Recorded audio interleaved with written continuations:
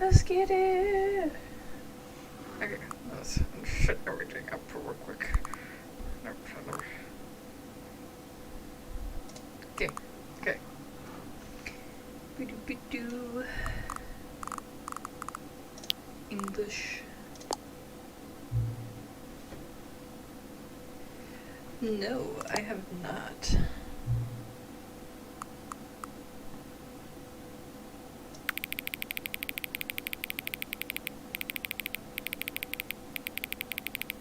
Leave it a little bit. I'm just gonna leave it in the middle.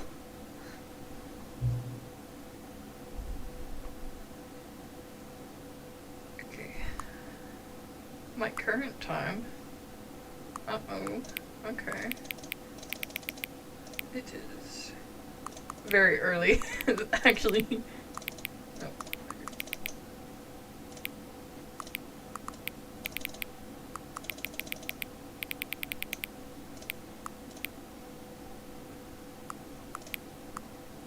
This later a little bit. Get this exact on time.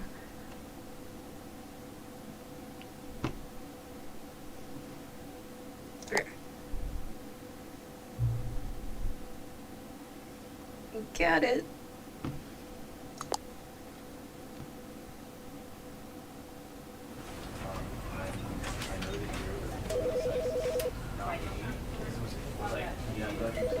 Let's check the settings real quick. I always want to do that.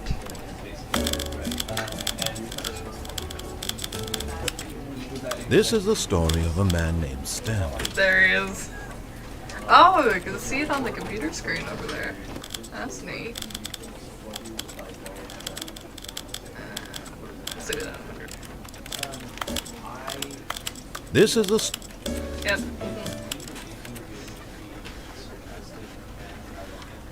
Let's see. I think we're ready.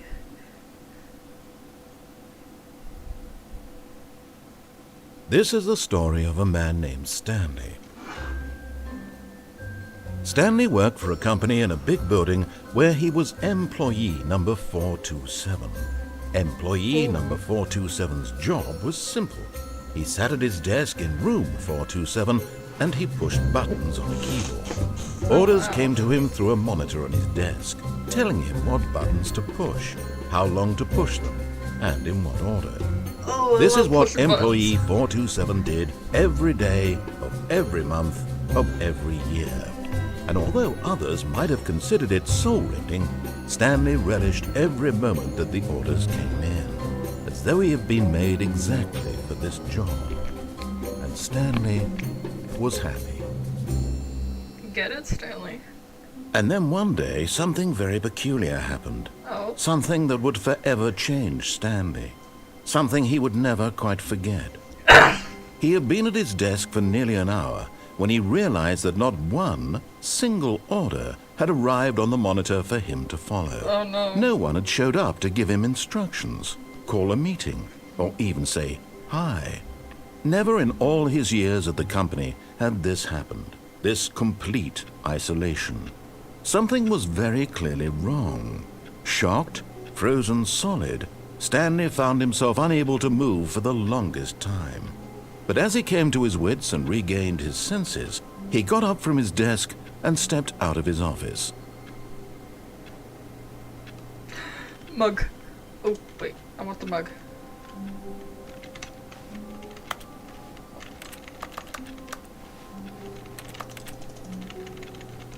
I'm pressing E on everything.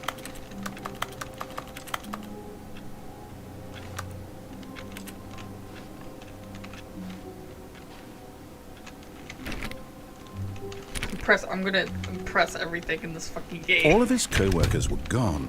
What could it mean? Stanley decided to go to the meeting room. Perhaps he had simply missed a memo. No matter how hard Oh my Stanley God. looked, he couldn't find a trace of his co-workers. Stanley went around touching every little thing in the office, but it didn't make a single difference, nor did it advance the story in any way. Shut up. Listen, I do what I want when I want.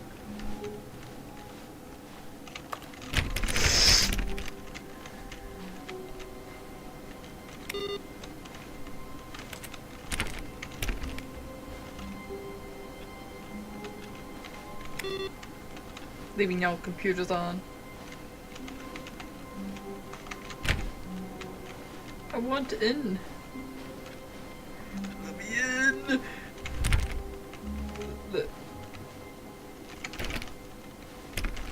Ooh, painting. When Stanley came to a set of 2 open doors, he entered the door on his left.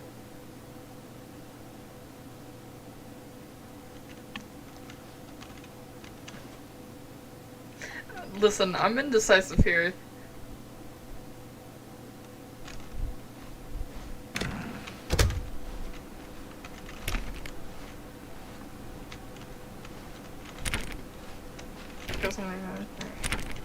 Let me in. Yet there was not a single person here either. Feeling a wave of disbelief, Stanley decided to go up to his boss's office, hoping he might find an answer there. I want... Give me something.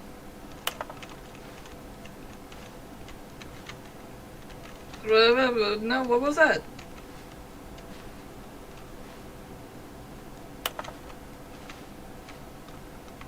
Oh, it's switching.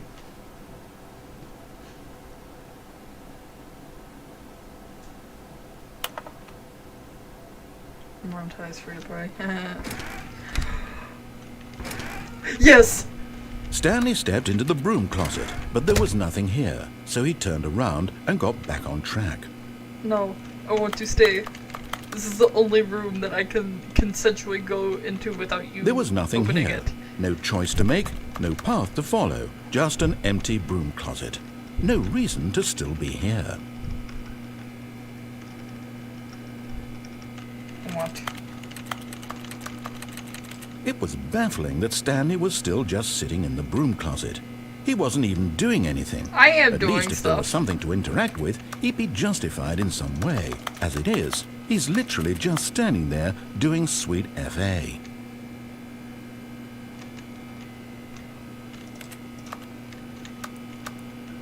Are you really still in the broom closet? Standing around doing nothing?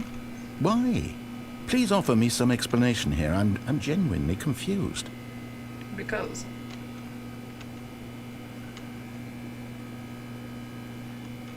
How long? You do realize there's no choice or anything in here, right? If I'd said Stanley walked past the broom closet, at least you would have had a reason for exploring it to find out.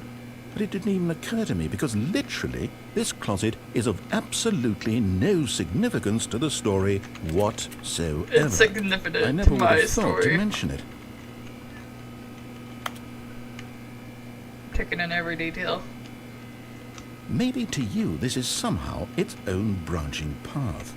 Maybe when you go talk about this with your friend you'll say, "Oh, did you get the broom closet ending? The broom closet ending was my favourite." I hope your friends find this concerning. Maybe. Stanley was fat and ugly and really, really stupid. He probably only got the job because of a family connection. That's how stupid he is. That or with drug money. Also, Stanley is addicted to drugs and hookers. Where did that come from? Well, I've come to a very definite conclusion about what's going on right now. You're dead. I am? You got to this broom closet, explored it a bit, and were just about to leave because there's nothing here, when a physical malady of some sort shut down your central nervous system and you collapsed on the keyboard. Well, in a situation like this, the responsible thing is to alert someone nearby so as to ensure that your body is taken care of before it begins to decompose. Hello? Anyone who happens to be nearby? The person at this computer is dead. They have fallen prey to any number of your countless human physiological vulnerabilities. It's indicative of the long-term sustainability of your species. Please remove their corpse from the area and instruct another human to take their place, making sure they understand basic first-person video game mechanics and filling them in on the history of narrative tropes in video gaming, so that the irony and insightful commentary of this game is not lost on them. All right, when you've done that, just step out into the hallway. No. I want to continue. Are you gonna say anything else?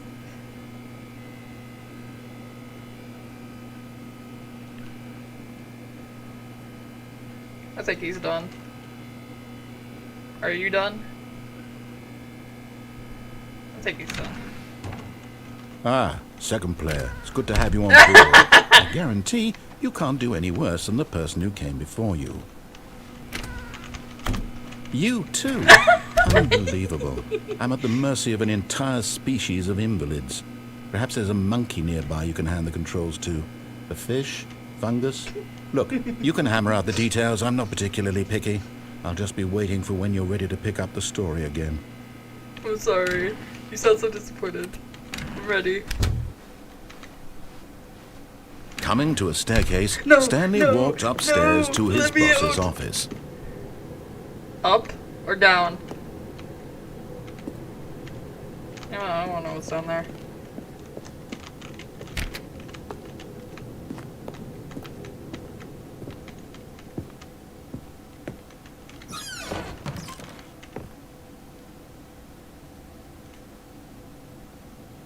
Damn.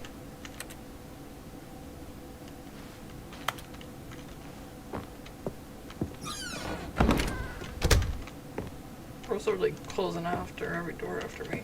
Oh.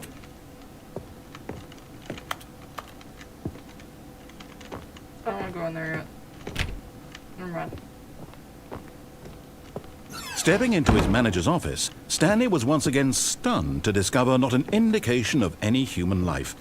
Shocked, unraveled, Stanley wondered in disbelief who orchestrated this. What dark secret was being held from him? What he could not have known was that the keypad behind the boss's desk guarded the terrible truth that his boss had been keeping from him. And so the boss had assigned it an extra secret PIN number, 2845. But of course, Stanley couldn't possibly have known this. Yet incredibly, by simply pushing random buttons on the keypad, Stanley happened to input the correct code by sheer luck. Amazing. He stepped into the newly opened passageway. Man, I gotta fix something real quick. There we go. Excuse me. Okay, what opened? Over here.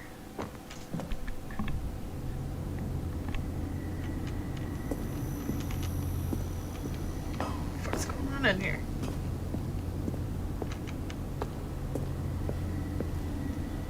Oh, now we go.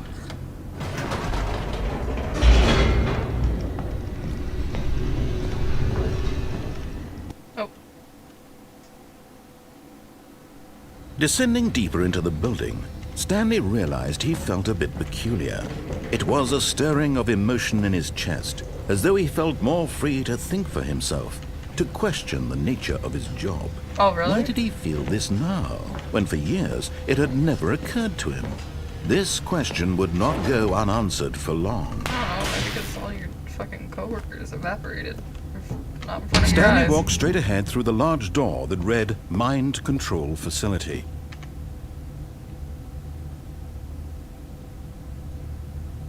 Alright.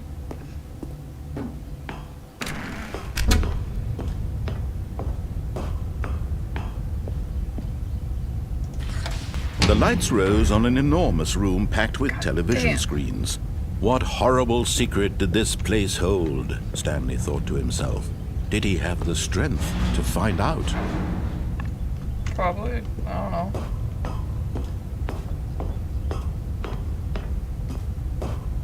He seems a bit findly to me. Now the monitors jumped to life, their true nature revealed. Each bore the number of an employee in the building, Stanley's co-workers. The lives of so many individuals reduced to images on a screen, and Stanley, one of them, eternally monitored in this place where freedom meant nothing. Wait, where am I? Which one am I? Am I that one? I don't know. I don't remember his number. This mind control facility, it was too horrible to believe. It couldn't be true. Had Stanley really been under someone's control all this time? Was this the only reason he was happy with his boring job? That his emotions had been manipulated to accept it blindly? No, he refused to believe it. He couldn't accept it. His own life in someone else's control? Never! It was unthinkable, wasn't it? Was it even possible? Probably. Had he truly you spent exist. his entire life utterly blind to the world? But here was the proof. The heart of the operation. Controls labeled with emotions. Happy, or sad, or content. Walking, eating, working. All of it monitored and commanded from this very place. And as the cold reality of his past began to sink in, Stanley decided that this machinery would never again exert its terrible power over another human life. For he would dismantle the controls once and for all. What's up here? What are these buttons? I can't go up there, so I'm going over here.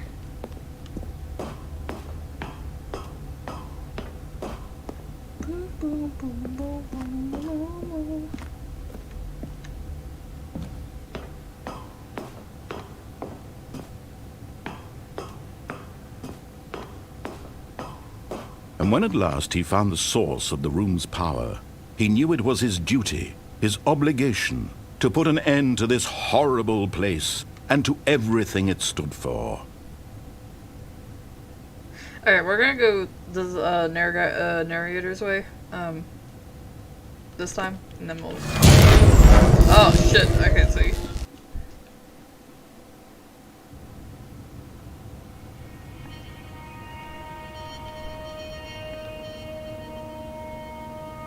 Is that it? Blackness and a rising chill of uncertainty. Was it over? Yes! He had won! Damn. He had defeated the machine, unshackled himself from someone else's command. Freedom was mere moments God. away. And yet, even as the immense door slowly opened, Stanley reflected on how many puzzles still lay unsolved. Where had his co-workers gone? How had he been freed from the Yes, it machine's is me. grasp? What other mysteries did this strange building hold? But as sunlight shut up. streamed into the chamber, shut up. he Let me out. realized none of this mattered to him. For it was not knowledge or even power that he had been seeking, but happiness. Perhaps his goal had not been to understand, but to let go. No longer would anyone tell him where to go, what to do, or how to feel. Whatever life he lives, it will be his. And that was all he needed to know. It was perhaps the only thing worth knowing. Stanley stepped through the open door. Move, bitch. Stanley felt the cool breeze upon his skin, the feeling of liberation, the immense possibility of the new path before him.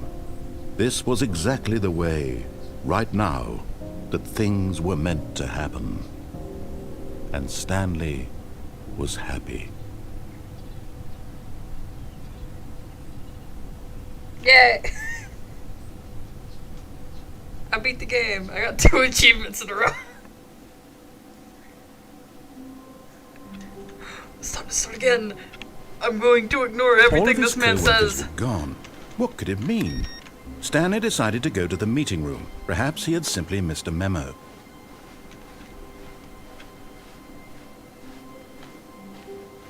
Let's go, Stanley. When Stanley came to a set of 2 open doors, he entered. This was not the correct way to the meeting room, and Stanley knew it perfectly well. Perhaps he wanted to stop by the employee lounge first, just to admire it. Lounge. Yes, truly a room worth admiring.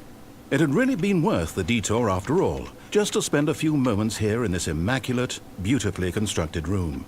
Stanley simply stood here, drinking it all in. I want to stay. Can I stay? Oh. Yes, really worth it being here in the room. A room so utterly captivating that even though all your co-workers have mysteriously vanished, here you sit looking at these chairs and some paintings. Yes. Really worth it. Would you rather me spend it in the closet? At this point, Stanley's obsession with this room bordered on creepy and reflected poorly on his overall personality. It's possible that this is why everyone left.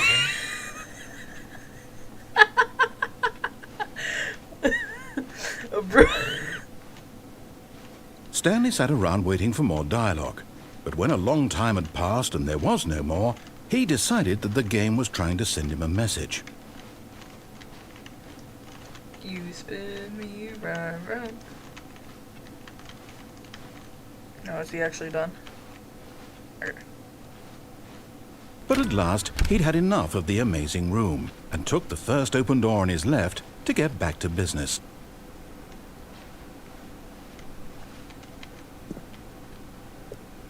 Oh, there's so many places. Stanley was so bad at following directions, it's incredible he wasn't fired years ago.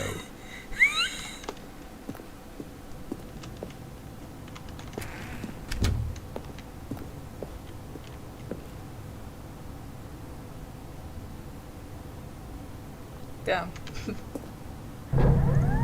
Look, Stanley, I think perhaps we've gotten off on the wrong foot here. Really? I'm not your enemy, really, I'm not. I realize that investing your trust in someone else can be difficult, but the fact is that the story has been about nothing but you all this time. There's someone you've been neglecting, Stanley. Someone you've forgotten about. Please, stop trying to make every decision by yourself. But I want I'm not to. asking for me, I'm asking for her. For who? Who? Who's her? This is it, Stanley. Your chance to redeem yourself. To put your work aside. To let her back into your life. Who's her? She's been waiting.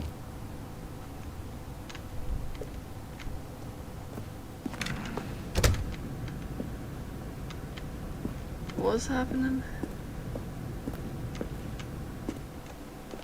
Oh shit. That's her, Stanley. You need to be the one to do this. To reach out to her. What's If happening? you can truly place your faith in another, then pick up the phone. I don't want to. You're scaring me. I don't like this. Fuck it. What happened?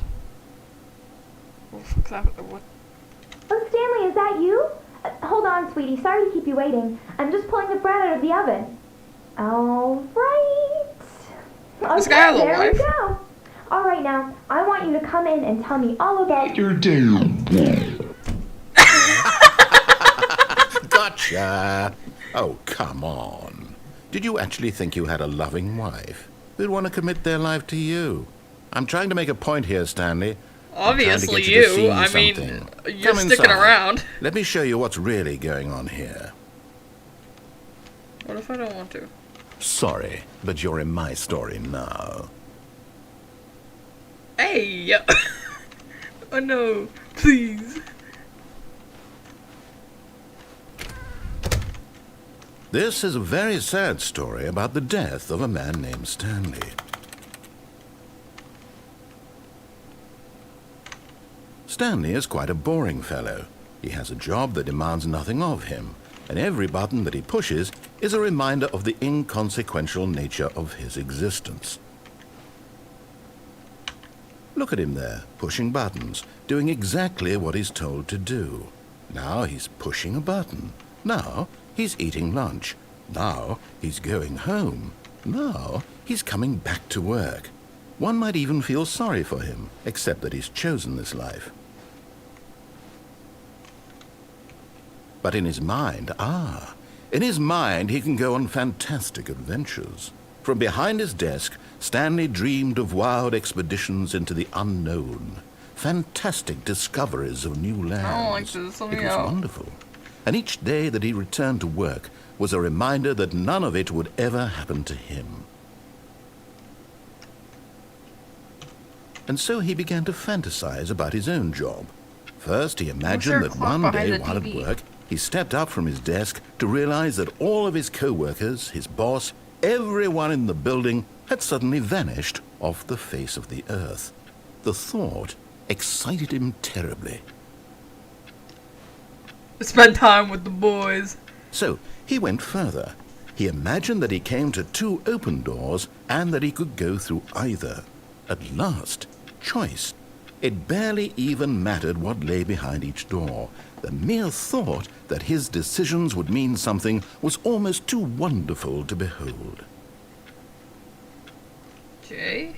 As he wandered through this What the fantasy world, he began to fill it with many possible paths and destinations. Down one path lay an enormous round room with monitors and mind controls. And down another was a yellow line that weaved in many directions. And down another was a game with a baby. And he called it the Stanley Parable. It was such a wonderful fantasy, and so in his head he relived it again, and then again, and again, over and over, wishing beyond hope that it would never end, that he might always feel this free. Can I get out now? Surely there's an answer down some new path, mustn't there be? Perhaps if he played just one more time. But there is no answer. How could there possibly be? In reality, all he's doing is pushing the same buttons he always has. Nothing has changed. The longer he spends here, the more invested he gets, the more he forgets which life is the real one. And I'm trying to tell him this, that in this world he can never be anything but an observer, that as long as he remains here, he's slowly killing himself. But he won't listen to me. He won't stop. Here, watch this. Stanley, the next time the screen asks you to push a button, do not do it.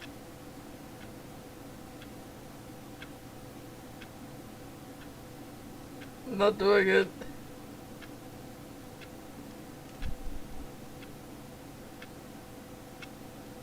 Hello?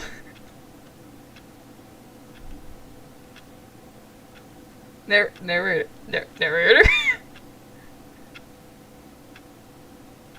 Do I have to push it? You see? Can he just not hear me? How can I tell him in a way that he'll understand that every second he remains here, he's electing to kill himself? How can I get him to see what I see? How can I make him look at himself? I suppose I can't, not in the way I want him to. But I don't make the rules. I simply play to my intended purpose, the same as Stanley. We're not so different, I suppose. I'll try once more to convey all this to him. I'm compelled to. I must. Perhaps, well, maybe this time he'll see. Maybe this time. And I tried again, and Stanley pushed a button. And I tried again, and Stanley pushed a button. And I tried. What the fuck?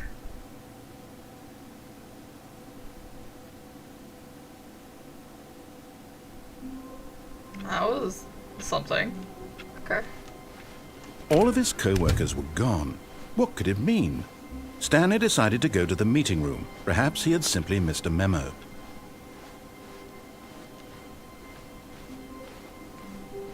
When Stanley came to a set of two open doors, this was not the correct way to the meeting room, and Stanley knew it perfectly well. Perhaps he wanted to stop by the employee lounge first, just to admire it. Wow. Yes, this room. What a beautiful room. What a gorgeous, gorgeous room. Thank goodness Stanley had taken this detour on his way to the meeting room. Life without having experienced this room was now too horrible even to consider. But eager to get back to business, Stanley took the first open door on his left.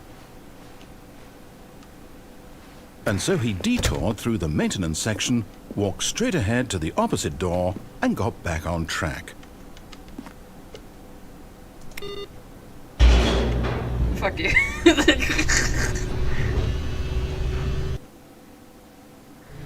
But Stanley didn't want to go back to the office. He wanted to wander about and get even further off track. So now in order to get back, he needed to go,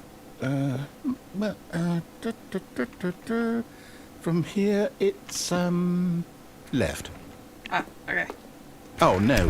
No, it's to the right. My mistake. Okay, make up your mind, man. No, not the right. Why would I have ever said it was to the right? What was I thinking? It's clearly... Oh dear, would you hold on for a minute, please? Yeah. Now, let's see. We went down right, left, down, left, right. Yep, okay, yes. Okay. I've got it now. This story is absolutely, definitely this way. That's a truck, but okay. Oh, this way. Okay. No. This isn't right at all. You're not supposed to be here yet. This is all a spoiler. Quick, Stanley, close your eyes. Okay. We just have to get back to, oh, who am I kidding? It's all rubbish now. I'm sorry. The whole story completely unusable. How about, rather than waste my time trying to salvage this nonsense, we'll just restart the game from the beginning. And this time, suppose we don't wander so far off track, Okay, from the top. Damn. All of his co-workers were gone. What could it mean? Stanley decided to go to the meeting room. Perhaps he had simply missed a memo. Oh, that's interesting. When Stanley... Wait. Wait, what? No, I restarted. I swear, I definitely restarted the game over, completely fresh. Everything should be... Or did something change? Stanley, did you change anything when we were back in that room with all the monitors? Oh, I did you didn't touch move none. the story somewhere, or... Hold on. Why am I asking you? I'm the one who wrote the story. Yeah. It was right here just a minute ago. I know for sure that it's here somewhere. Okay, then. It's an adventure. Come, Stanley. Let's find the story. Which one do I want to go through? Let's go through this one.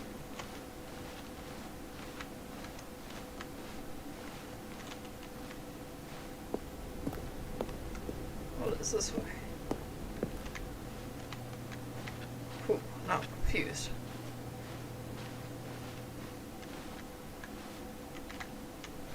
This way? This way. I'll say it. This is the worst adventure I've ever been on. I can promise you there definitely was a story here before. Do we need to restart the game again? Maybe. Well, I find it unlikely that we'll ever progress by starting over and over again, but it's got to be better than this. Okay, let's give it a shot. Why not? Yeah. Wait. All of his co-workers were gone. What could it mean? Stanley decided to go to the meeting room. Perhaps he had simply missed a memo.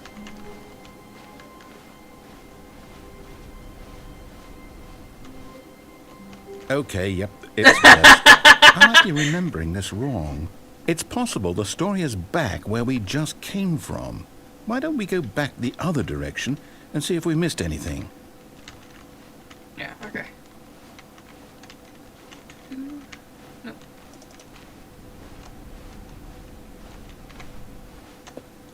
I don't think we missed anything. Aha! I knew we'd missed something. The story. Here it comes. No, wait. Never mind. Not the story. Okay, let's head back the other way and retrace our steps. What the fuck? Now this... Well, I'll be honest. I don't recognize this place at all. Is this the story? I Maybe. don't think so. I can't can quite be. recall, but I believe my story took place in an office building. Is that correct? Do you remember, Stanley? Yeah. Well, do you know what? Since I've completely forgotten what we were supposed to be doing, how about this? You win! Congratulations! Yeah. I know you put in a lot of hard work, and it really paid off, so good job. Oh, no. No, I don't feel right about this at all. We both know you didn't put in any actual work for that win. Some people win fair and square, and this was not one of those situations. Okay, I'm getting weirded out by whatever this place is. I don't care what might happen this time. I have to restart. Okay. Ooh. All right, I've got a solution. This time, to make sure we don't get lost, I've employed the help of the Stanley Parable Adventure Line. Just follow the line. How simple is that?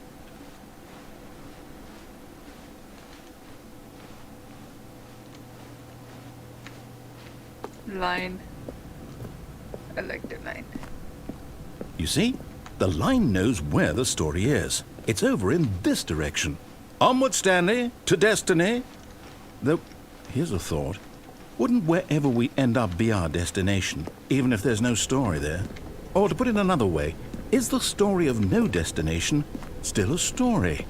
Simply by the act of moving forward, are we implying a journey such that a destination is inevitably conjured into being via the very manifestation of the nature of life itself? Whoa. Hang on. That got a bit weird back there. Well, I'd like to apologize. Not sure where I was going with all that. You know what? I think what we need right now is a bit of music to lighten the mood. Ooh, yeah. Yeah! Let's go. Da.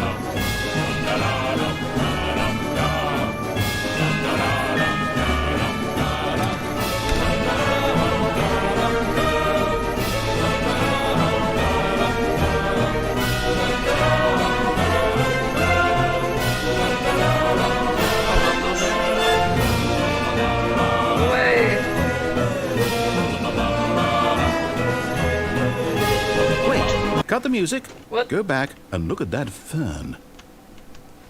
Stanley, this fern will be very important later in the story. Make sure you study it closely and remember it carefully. I snuffed You it. won't want We're to miss good. anything. Okay, I'm good. Wait, what? We're back at the office? I think the No. line's a little confused. No. Line, you do know we're looking for the Stanley Parable, right? The story? Is any of this ringing a bell? I think it's a little confused. I'm a little confused. Oh, no, not again, Line. How could you have done this to us? And after we trusted you, after everything we've been through, you... Oh, I can't take this anymore. To hell with it. Restart. Let's try it again. You know what, Stanley? I say forget the adventure line. What's it ever done for us? We're intelligent people, right? Why can't we make up our own story? Oh, Something okay. exciting, daring, mysterious. Ooh, this all sounds perfectly doable. Why don't we simply start wandering in, well, I don't know. How about this direction? Oh, okay. Now, yes, this is exciting. This looks Just like the back me and rooms. Stanley forging a new path, a new story. Well, it could be anything. What do you want our story to be? Go wild. Use your imagination. Whatever it might be, Stanley, I'm ready for it. Ooh, okay, let's think here. Oh, no, not you again. Stanley, I'd also like to veto the line from having any role in our awesome new story. No lines or monitor rooms. Just don't acknowledge it, and we should be fine. Okay.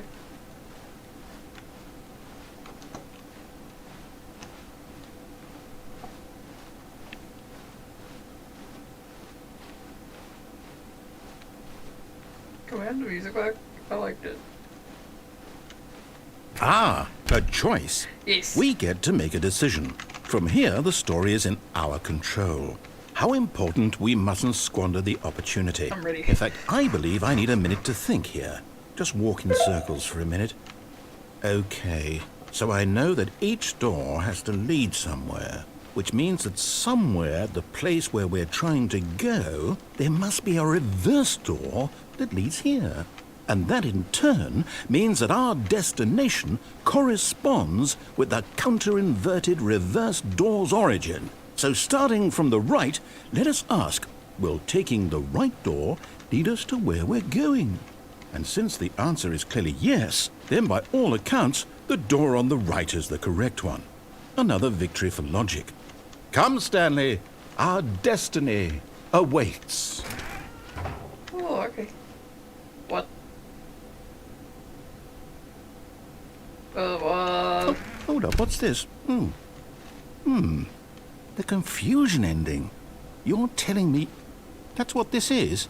It's all one giant ending? And we're supposed to restart the game, what, eight times? That's really how all this goes? It's all determined? So now, according to the schedule, I restart again. Then what? Am I just supposed to forget? Well, what if I don't want to forget? My mind goes blank simply because Find it's a written here on bookstore. this thing, wall. Well, who consulted me? Why don't I get to decide? Why don't I get a say in all of this? Is it really? Isn't that your No, story? it can't be. I don't want it to be. I don't want the game to keep restarting. I don't want to forget what's going on. I don't want to be trapped like this. I won't restart the game. I won't do it. I won't do it. I won't do it. Okay. And the timer stopped? What? Does that mean, did we do it? Did we break the cycle? The, whatever it is that made this schedule? How would we even know? Will someone come for us? Will something happen? So, okay. I guess now we just wait. You know, I suppose in some way that this is a kind of story. Wouldn't you agree? Yeah. I'm not quite sure if we're in the destination or the journey, though they're always saying that life is about the journey and not the destination. So I hope that's where we are right now. We'll find out, won't we? Eventually. Well, in the meantime, if you... Holy shit, that scared the crap out of me. Oh, Jesus. All of his co-workers were gone. What could it mean? Stanley decided to go to the meeting room. Perhaps he had simply missed a memo. Uh-huh. When Stanley came to a set of 2 open doors, this was not the correct way to the meeting room, and Stanley knew it perfectly well. Perhaps he wanted to stop by the employee lounge first, just to admire it. Yes. The lounge was sublime, a work of art. But eager to get back to business, Stanley took the first open door on his left. And so he detoured through the maintenance section, walked straight ahead to the opposite door, and got back on track. Yet there was not a single person here either. Feeling a wave of disbelief, Stanley decided to go up to his boss's office, hoping he might find an answer there. Okay, let's go downstairs this time. Coming to a staircase, Stanley walked upstairs to his boss's office.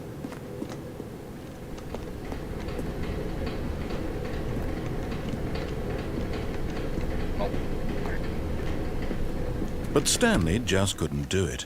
He considered the possibility of facing his boss, admitting he had left his post during work hours. He might be fired for that. And in such a competitive economy, why had he taken that risk? All because he believed everyone had vanished? His boss would think he was crazy.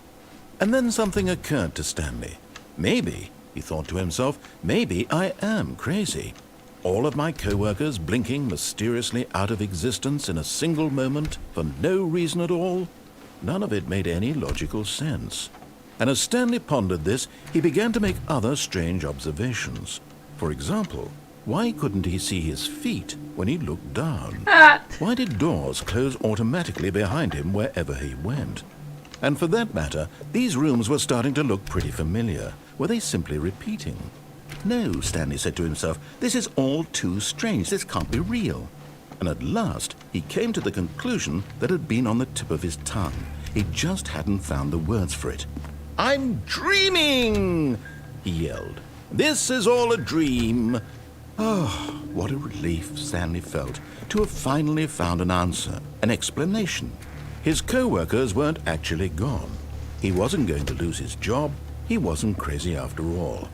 And he thought to himself, I suppose I'll wake up soon. I'll have to go back to my boring real-life job pushing buttons. I may as well enjoy this while I'm still lucid. So, he imagined himself flying and began to gently float above the ground. Oh!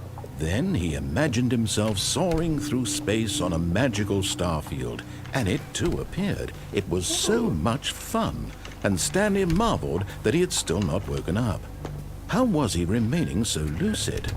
And then perhaps the strangest question of them all entered Stanley's head. One he was amazed he hadn't asked himself sooner. Why is there a voice in my head dictating everything that I'm doing and thinking? Now the voice was describing itself being considered by Stanley, who found it particularly strange. I'm dreaming about a voice describing me, thinking about how it's describing my thoughts, he thought. And while he thought it all very odd and wondered if this voice spoke to all people in their dreams, the truth was that, of course, this was not a dream. How could it be? Was Stanley simply deceiving himself, believing that if he's asleep he doesn't have to take responsibility for himself? Stanley is as awake right now as he's ever been in his life. Now, hearing the voice speak these words was quite a shock to Stanley.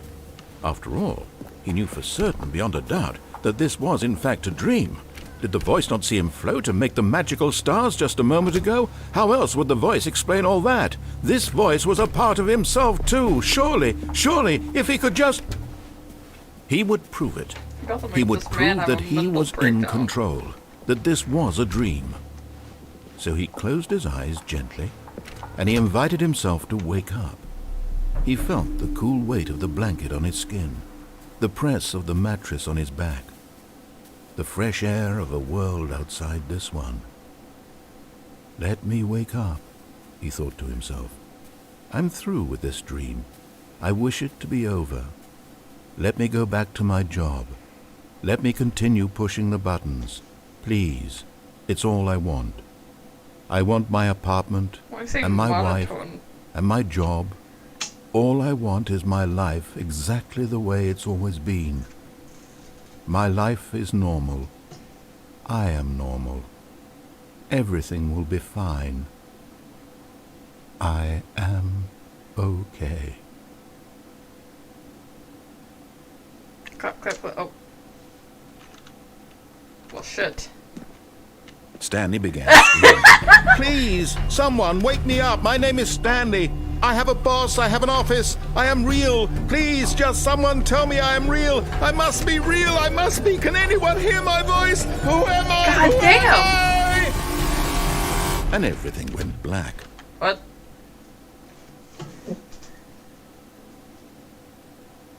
This is the story of a woman named Mariella. Huh? Mariella woke up on a day like any other. She arose, got dressed, gathered her belongings, and walked to her place of work.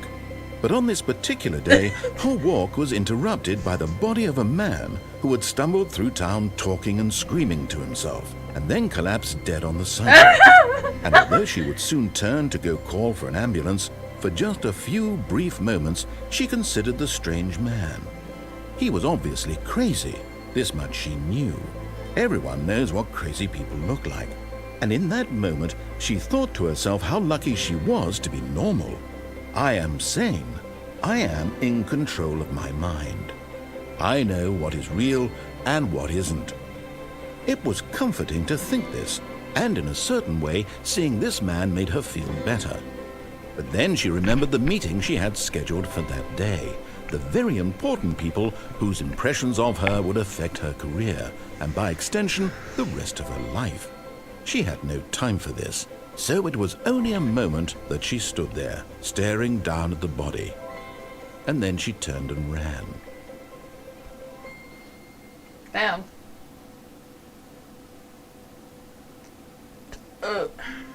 And we're starting again. A soft wind blew outside and perhaps rain started, and if it did, it stopped shortly after. Stanley hoped that he would one day see weather. No, I like it. Getting a little spiffy here. You good? Hello?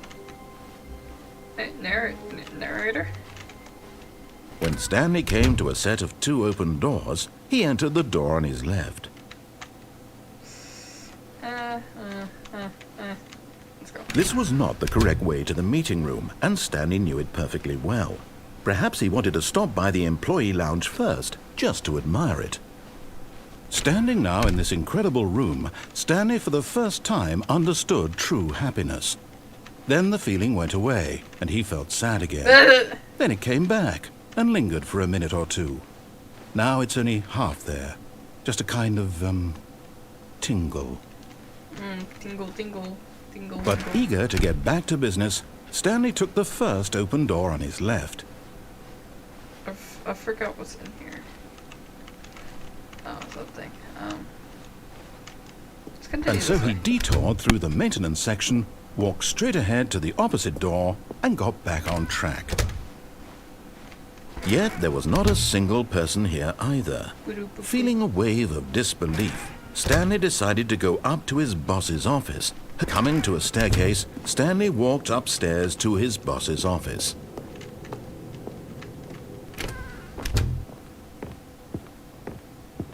Stepping into his manager's office, Stanley was once again stunned to discover not an indication of any human life.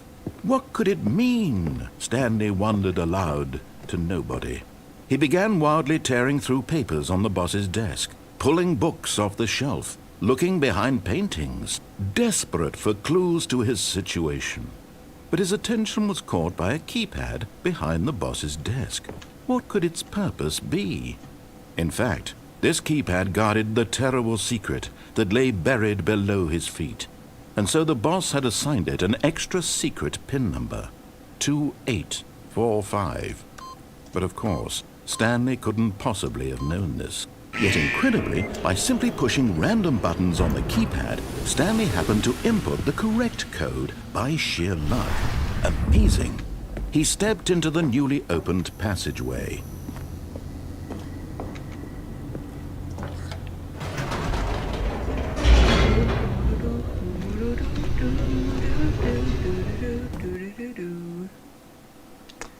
Let's go to that escape little area. So we go. Let's see. Stanley walked straight ahead through the large door that read Mind Control Facility. I'm good. Although this passageway had the word escape written on it, the truth was that at the end of this hall, Stanley would meet his violent death. That's fine. The door behind him was not shut. Stanley still had every opportunity to turn around and get back on track. Oh, I'm curious. At this point, Stanley was making a conscious, concerted effort to walk forward and willingly confront his death. Yep. Oh, shit. That wasn't like avoiding. Sure. Woo!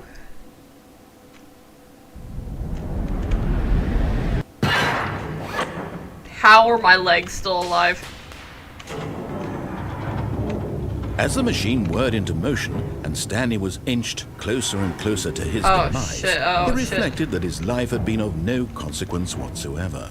Stanley can't see the bigger picture. He doesn't know the real story, trapped forever in his narrow vision of what this world is. Perhaps his death was of no great loss, like plucking the eyeballs from a blind man.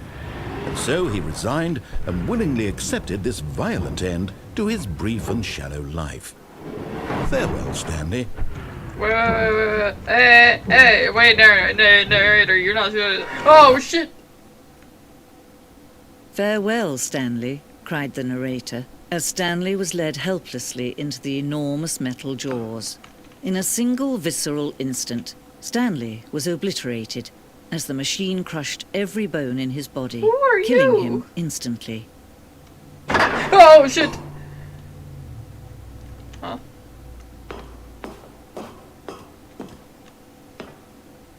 And yet it would be just a few minutes before Stanley would restart the game, back in his office, as alive as ever. What exactly did the narrator think he was going to accomplish? Who are you? When every path you can walk has been created for you long in advance, death becomes meaningless, making life the same. Do you see now? Do you see that Stanley was already dead from the moment he hit start?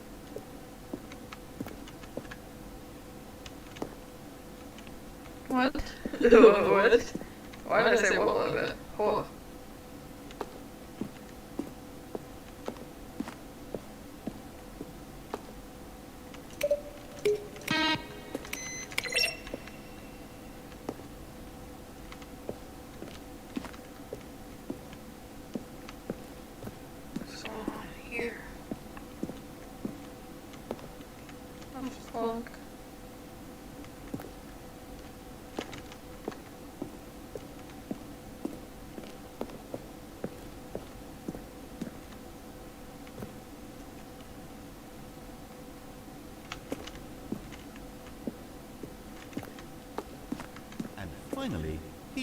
the number 9.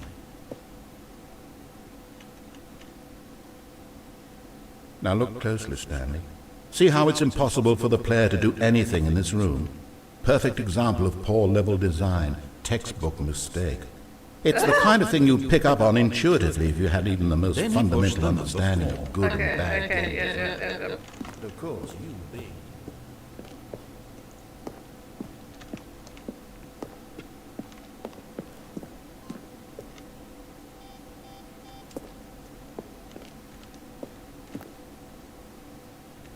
Countdown.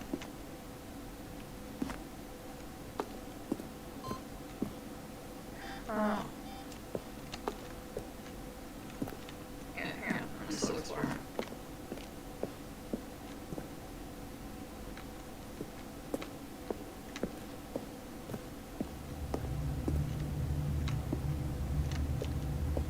Yeah, 427. I was close, so I was like looking at 327. The infants. Hello. What's that? Oh.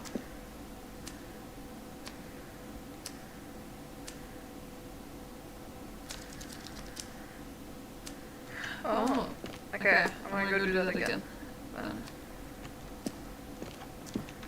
Can lead to a different ending.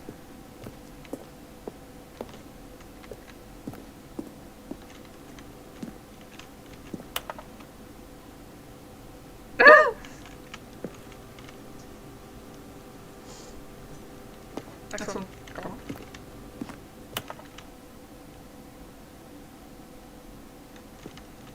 Okay, I'm bored. We're done here. Warzone.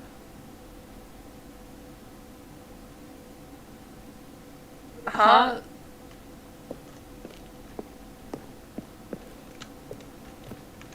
I think I'm done. Who that lady? I just straight up interrupted narrator.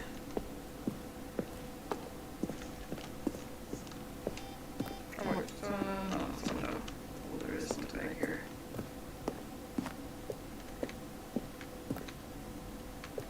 It's ending. Oh, what's going on there?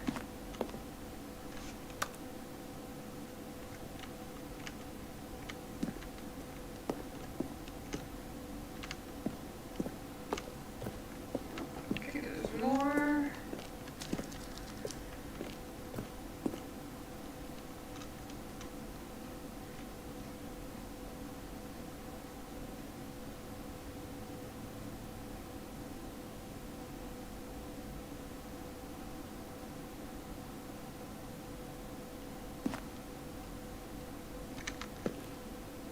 I'll never figure out how to play this like Asian Wait, it's quick. Tis this way. Oh, trailer. Okay, I think we're done here. Just go.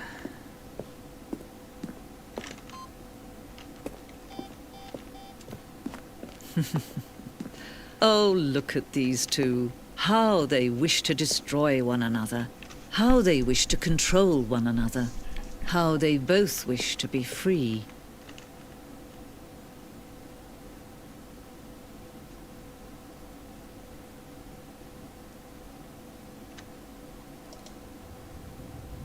Can you see? Can you see how much they need one another? No, perhaps not. Sometimes these things cannot be seen. But listen to me. You can still save these two. You can stop the program before they both fail. Push escape and press quit. There's no other way to beat this game. As long as you move forward, you'll be walking someone else's path. Stop now and it'll be your only true choice. Whatever you do, choose it. Don't let time choose for you. Don't let... Ow. I'm sorry, Stanley.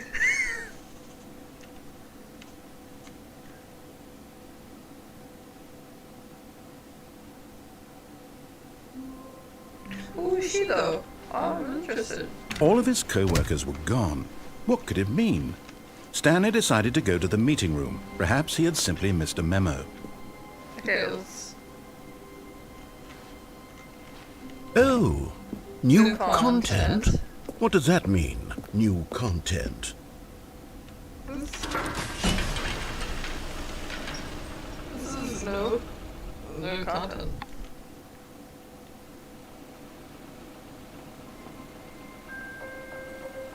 What's going on here? Hello, and thank you for playing the Stanley Parable Ultra Deluxe. As you may know, the Stanley Parable was a video game released in 2013 on home computers. After receiving critical and commercial success, it was expanded upon in 2022 with the Stanley Parable Ultra Deluxe, a reimagining of the game for consoles and home computers.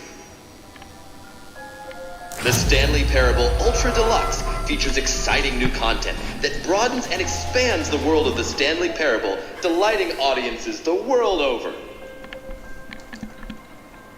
Please, step inside and see what thrilling new adventures await in the Stanley Parable Ultra Deluxe. Oh, well, this sounds delightful. I'm very excited to see the thrilling new Ultra Deluxe content. Okay, so far it's an elevator. Nothing special yet, but I'm sure it's just the beginning of a mesmerizing adventure. Yep.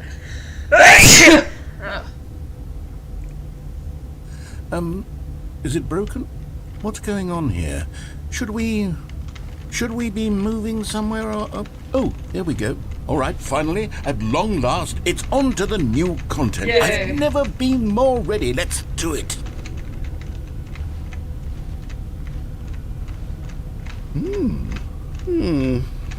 I have to say, initial impressions of Stanley Parable Ultra Deluxe, mostly tedious. It's as if Oh, okay. Let's see the content. Give me the content, Stanley. Yep. Jump circle.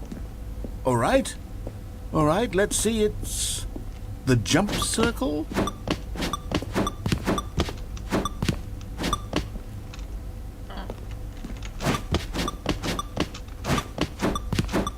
I jumped.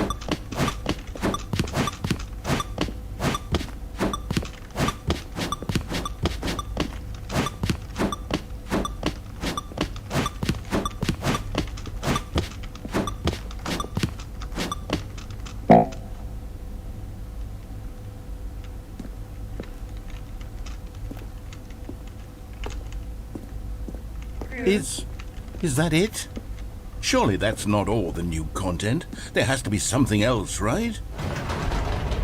Goodness, another elevator. Stanley, I have to say, initial impressions of this game are not positive. It's just elevators and jumping. Is this what passes for exciting new content? If this is new content, then I could just read you the whole dictionary. There's 20 hours of new content right there. Hell, I could count to 30 trillion. You could put that on the box. The Stanley Parable Ultra Deluxe, now with over 1,000 hours of new content. And oh, wait. There's more. Very good. Yes. I knew there had to be something else. Let's see it. I'm ready for whatever it is. That's it? Oh, you've got to be kidding me. You see, Stanley?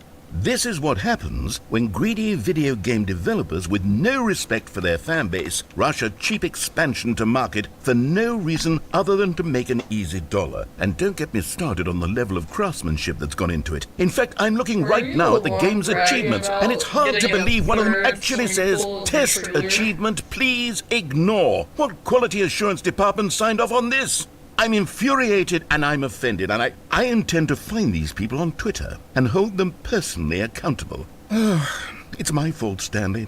I built up too much anticipation around the new content, I'm afraid. It could never have lived up to such expectations.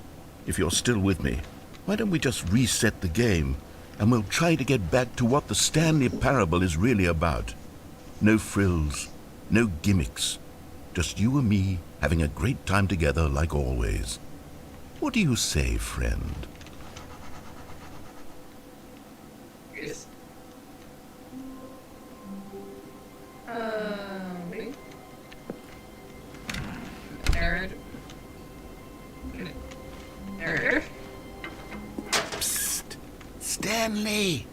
Come over here. In the vent. I want to show you something.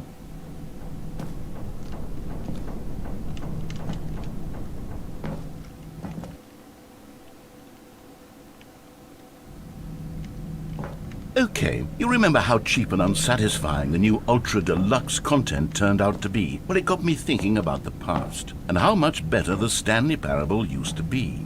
So I made something special and tucked it away here where the game's developers won't find it. Just our little secret. Take a look. I call it the Memory Zone. It's where I've been storing all my favorite memories so I can relive the peak experiences of my life whenever I want. Experiences like the launch of the Stanley Parable on PC. You see, Stanley, doesn't the Memory Zone remind you of how wonderful Stanley Parable was before it was sullied with a cheap re-release? Remember back in October of 2013, when the game originally launched? Back then, video games had integrity. Back then, it all meant something. Oh, the waste. Oh. The last of us!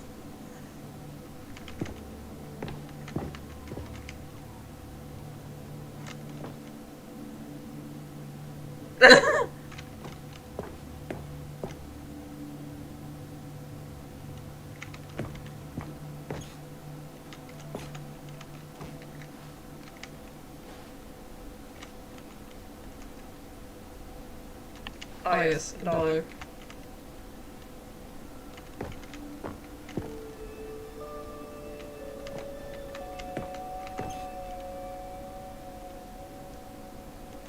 Don't play for 5 years, oh wow.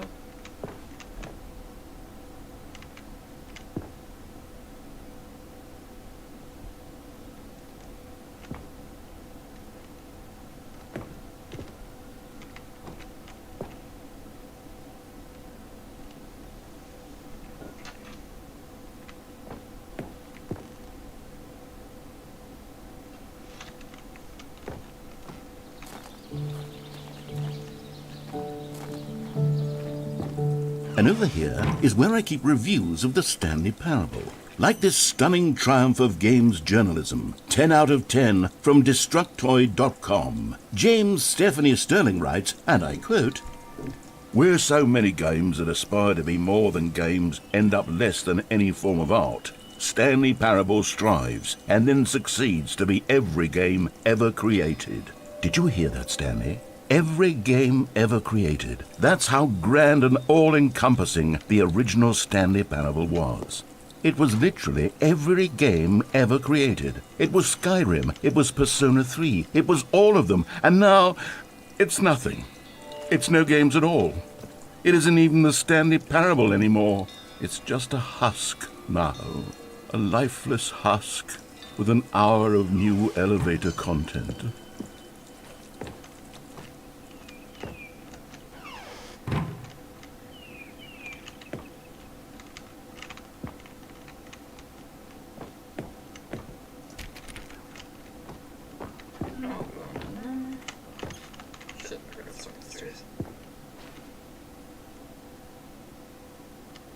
Development.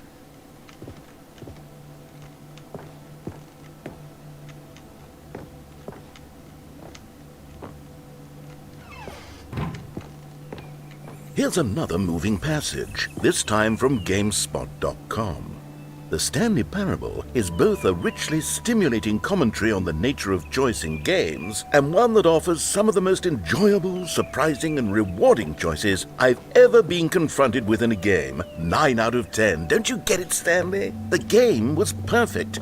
It didn't need anything else. It didn't need new content. It just needed to be left alone, to spend the rest of time collecting dust in the hallowed hall of beloved video game memories.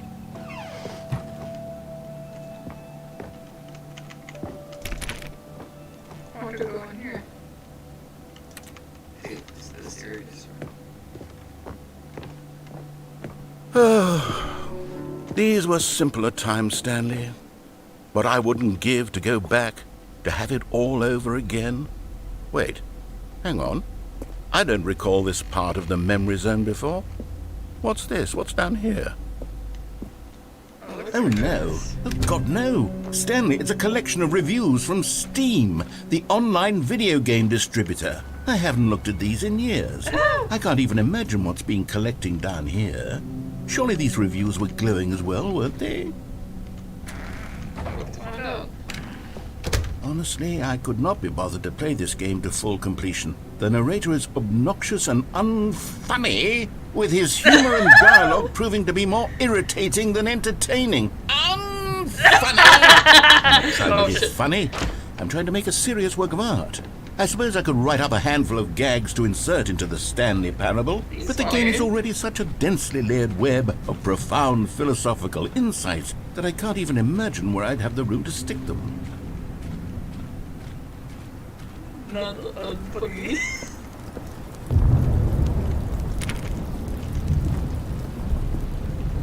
Okay, let's see what this one says. While the idea for the game is good, for someone who prefers non-linear games, this preachiness gets annoying fast. Preachy? Stanley, I'm not preachy, am I? You can tell me if I'm preachy. Honestly, you can. Oh, goodness. This is actually quite shocking for me. I always, well, to be honest, I had always thought of the game's dialogue as being rather terse to begin with. You can't know how much fluff I cut from the game to get it to feel as light and airy as it... Well, I always thought it did. But maybe it wasn't. Oh dear. What an awful memory to have to hold on to. These black marks on my otherwise unimpeachable track record. I feel like a failure. Like I let these people down. No. Perhaps the Stanley Parable isn't quite as sterling as I always remembered. No, it's people that do not like these What's this kind one of got to games. say? You constantly have to stop doing anything so the narrator can catch up with his long-winded explanations of what's happening. I wish there was a skip button. A skip button? Well, yes. Yes, I think we can do that. If I'm truly too preachy, then maybe letting you skip ahead for just a moment, surely it couldn't hurt. Not if it means we can strike these negative reviews from the record. Only positive reviews of the Stanley Parable. That's my motto today, and it's always been my motto. I'd do anything for the customer, Stanley. Yes, a skip button we shall have. Are you sure about it? And here it is. Go ahead and give it a shot. I'll pop you forward in time so that the second my incessant droning starts to bore you, with just the push of a button, you'll have zipped right past it. It's what the players have been asking for, and I'm very proud to have delivered. I'm very No more attentive listening to me your rambling on and long on and on. conversation. No. The Stanley Parable is a game for the people, and if the people want silence, then by goodness, that's what they're going to get. Well, don't sit around waiting for me to shut up. Go ahead and make me shut up. Here, we'll pretend that I've just begun an interminable monologue, and it goes something like this. The story, and the choices, or what have you, and therefore, by becoming it is, so on and so forth, until inevitably, we all until the end of time, at which time everything all at once, so, now you see, blah blah blah blah blah blah blah blah blah blah blah blah blah blah blah. We've eaten too much and it can't be just yet, no, until 245. That the logic of elimination working backwards, the deduction therefore becomes impossible to manufacture. It went on for nearly 10,000 years, until just yesterday, here and there, forward and back, and never a moment before lunchtime. It can't be. It's the only thing there is. How many billions left until so much more than forever ago? Which is why I say, the story, and the choices, or what have you, and Oh, you're back, you see. You were only frozen in time for a few minutes, but it was plenty of time for me to deliver a long, rambling monologue full of unnecessary verbal flourishes and lengthy ruminations on the nature of choice in video games. Of course, I happen to believe it was perhaps one of my more profound such ruminations. Not that, of course, you need a description of it, but if I had to describe it, I'd say it was perhaps less of a rumination and more of a treatise. Or maybe a manifesto. Look, I'll outline it for you very briefly, and you can tell me what you think. Okay, so my theory is that any choice you've ever made is simply a series of choices made by the person who you are, or were, or will be at the time of having made said choice. That is to say, if by articulating a choice you've already made, you bring that choice into being, then by making no choice and saying nothing, are you not simply erecting in the sanctuary of time a monument to every person you've ever been, making every choice to which you've ever given your Greek gift of mortal and yet timeless thought? Or rather, do all of the choices you've ever made, in fact, make you more not this kind of person, and in fact do the very opposite? You see, it could in fact be both of these things at once. That you are both making choices and not making choices, and that they are both affecting you and not affecting you at the same time by virtue of the fact that you both are and are not making them. Okay, at first I was leaning towards manifesto, but now I'm going to circle around and slap the treatise label on this one. I think it has much more of a treatise vibe to it. But wouldn't you say that manifesto just has a much grander sort of tone? It has a mouthfeel that is rich with ambition and history. Ambitious history, if you will. See, now you've gotten me going back to manifesto. Heavens, at this rate, we're going to be here all day. Okay, look, I have a method for exactly this sort of situation, and I do find myself in this situation frequently. I'm going to say each word back and forth in repeated succession until I become sick of one or the other, in which case the word I am not sick of shall be the victor. It is an unimpeachable strategy, Stanley. It's rescued me from disaster in countless situations. All right, here we go. Treatise, manifesto, treatise, manifesto, Personally, for me, treatise, manifesto, treatise, manifesto, treatise, manifesto, treatise, manifesto, treatise, manifesto, treatise, manifesto, treatise, manifesto, treatise, manifesto, Gotta keep going. treatise, manifesto. Well there, sport. You really did catch me rambling on a bit, didn't you? But that's the power of the button. The minute I start to go off on a thoughtless display of self-absorption, it's right at your fingertips to go poof, and it's all over. Oh, I can't wait to see what Cookie 9 will say about this, and whether they'll edit the rating of their Steam review, or at least change some of the wording, perhaps. To be honest, I don't even know if one can change their review in the first place. I guess I should become better educated on exactly how Steam works. It is confusing. Perhaps that would have been the smart thing to check on before I went about this whole exercise of making the skip button. Although I have to imagine that after seeing this exciting new technology at work, surely whoever it is runs Steam will instantly run out and implement a new feature to make it possible to edit one's review, merely because of this very situation. Yes, I think that's quite likely. Or perhaps they'll simply grant this particular user the ability to change their review, so that the feature is not widely abused. Look, I would even be okay with Steam altering this particular review so that it reads as something more beneficial, something along the lines of, "This game is the best game." Let me start over. How about this? From the ashes of depravity rises the phoenix of quality.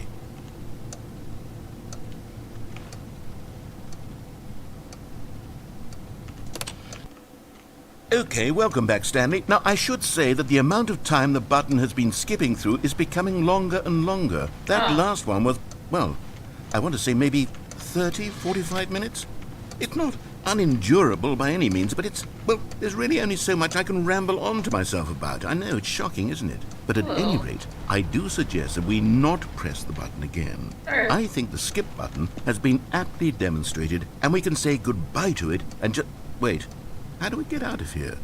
Where did the door go? Wasn't there a door that led into this room? Narrative. I do feel quite certain that there was one here before. Narrative, How read the door. else would we have gotten into the room in the first place? I don't think one can enter a room without a door of some sort, or a window or something like that. Do you see a window anywhere? A porthole? A sufficiently large crack in the wall? I'll take any of these. All I want is for us to move on and to please step away from the skip button to go anywhere other than the skip button. There was a door here before, wasn't there? I swear there was. Where did it go? Can you maybe just ram your way through a wall? Is there any possibility that you could, say, slam your body into the wall until enough damage is done for you to be able to leave? Please, I'll take any option at all. I'm asking you to work with me here. We need a door. We need a door of some kind. I can work with any kind of made door this as long as entire it can room. open and lead from one room to another. I'm going to step away for just a moment, and I'm going to try to find us a door. I don't know how exactly to remove a door and place it in a different wall, but I will find a way, I promise. You just need to not do anything. Don't press the skip button. Please, please, please do not press the skip button. Just wait here for me, and don't press the skip button. Yeah. Got it? Yes, good. I'll be right back. He's gonna make me press the skip button again, isn't he?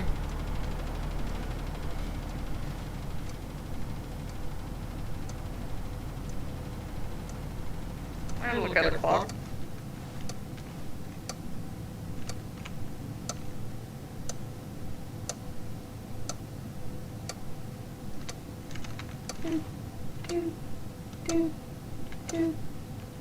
Okay, I'm pressing. Stanley, please don't push the button again. It's been 12 hours. Oh my god, I'm You've just so been sorry. frozen there. I don't know I thought why it'd the be like skips are getting longer, 2 but hours. they're really, truly getting longer, and my God, there's no way out of the room. Stanley, the door is gone. It's completely gone. I've looked at it from every angle. I've checked every one of those walls 1,000 times, and there's no door, Stanley. There's no door. Stop the There's fan. just Let me climb you up there. and the button, and if you keep pressing it, I have no idea what will happen. I have no idea how long I'll be made to sit here, and more than anything else, I don't know how to stop you from pressing the button again. I can't control anything in this room, Stanley. I can't touch it. You and made I the have to room! believe. I have to know that sooner or later, no matter how much I plead with you, you're going to press the button again. Why would you? I've been thinking, and I don't know what I can do to convince you otherwise. Oh my God. And it's all because of those reviews. Those reviews that I couldn't get out of my head. I just couldn't ignore the negative feedback. Why was it so important for me to fix the problem? Why did Cookie Nine's opinion matter so much to me? I've never even met Cookie Nine. I have no idea who they are. What would it ever really matter? But here I am. I'm fixating on every tiny negative thing that anyone ever says about me. The merest mention of one of my imperfections, and I become as impetulant as a child. Wild and impulsive. I can't help myself. I can't stop myself from lashing out with a vengeful fury to alter and to change and to break anything unbroken, if only it pleases this one person who made a single negative comment. What does such an impulse serve? For whose benefit is this? And here I am now, stuck in a room, waiting for you to press this button, and to become frozen in time, knowing that you're going to do it, and that I'm going to be... Oh, Stanley, you're back. You're back! Oh my goodness, I have someone to talk to again. Oh, Stanley, no. I think it's been a week. Or 2 weeks. I've been sitting here all that time. Just sitting here. Not a single person to speak with. And you'd think that that's just how it's always been, right? Me talking, and you saying nothing. Would you think that it's exactly the same as always? Doesn't that feel like what we've already been doing? Me just talking? But it isn't, Stanley. It isn't the same at all. It isn't even close. Because I know you can't hear me once you push that button. That's what I'm realizing now, Stanley. I'm realizing that I needed to know that someone was listening. I needed there to be a vessel through which my words were moving. It was the vessel I needed, Stanley. Not the outcomes, not the story. None of that matters anymore. I'll give it all up. I'll give up every branching path. I'll burn my story to the ground. One single thing I need, and God, I can see now that I need it more than anything, is to know that someone else is taking it in. These words that I'm saying, I need to know you can hear me. Because maybe, Stanley, maybe, if you can hear me, then maybe it means I'm real. Maybe I'm not just a fiction. Was I scared of that all along? Perhaps, yes. Perhaps I've been scared this whole time, that if I stop speaking, I'll slip backwards into the silence and be consumed by it. I can't be taken by it, Stanley. I can't lose myself in the stretch of emptiness between you and me, When you press that button, you're still right there, but I know you're so tremendously far away. And in those moments, the emptiness folds itself outward in between the two of us, and I am suspended in its unyielding quietness. I can feel the edges of my reality curdling inward and decaying. I can tell that I am becoming less and less real. Yet to speak to you now, I am alive. I am truly and completely here. I am a being. I am someone. I am something. I am being listened to. I am being recognized. The emptiness between us has collapsed, and I feel right now like I am not a work of fiction. It feels I feel so as though I wrong. occupy space in this world again, and I have cast a shadow onto the wall. You see what I'm saying, don't you? You can see what this means to me. I'm so clear about it now, Stanley. I feel as certain about this as I've ever felt about anything at all. I feel renewed. I feel restored, and already I can sense the looming silence as you will press the button for the next time. What a terrible dread it strokes in my heart to think of it, to think of returning to such coldness. Come, let us sit in silence together here for just a moment. Let us anticipate it. Let us welcome it. Let us not run from it.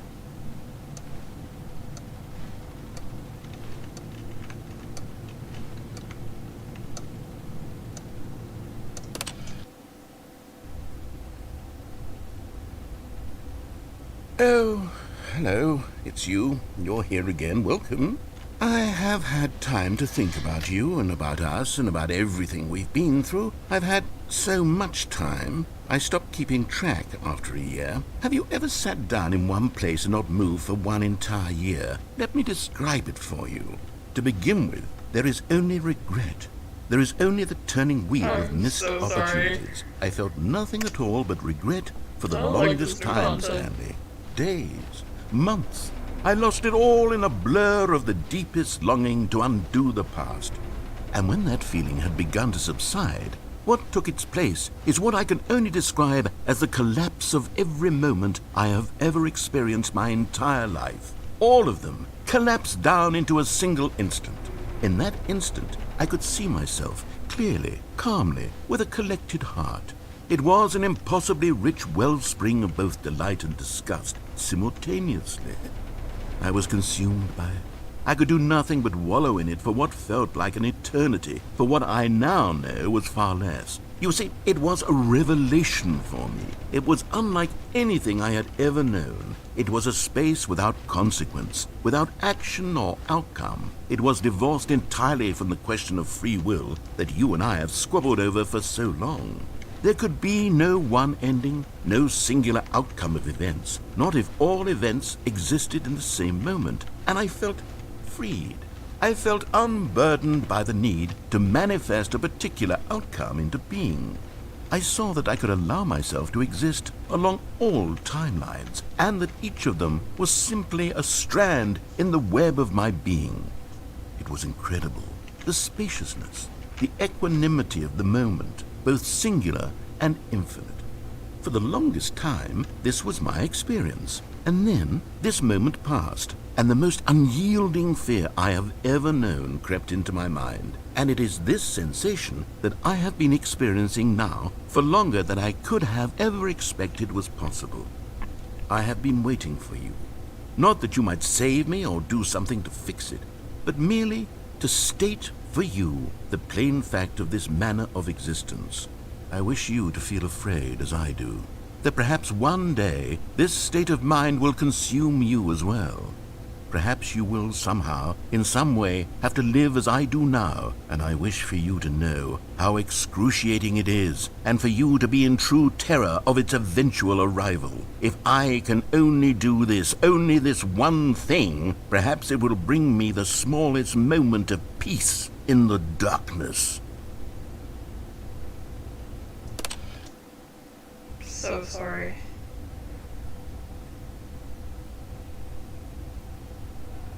Narrator?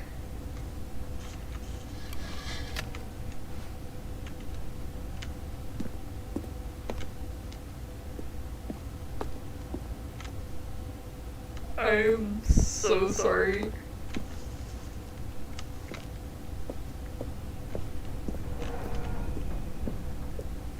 I don't like this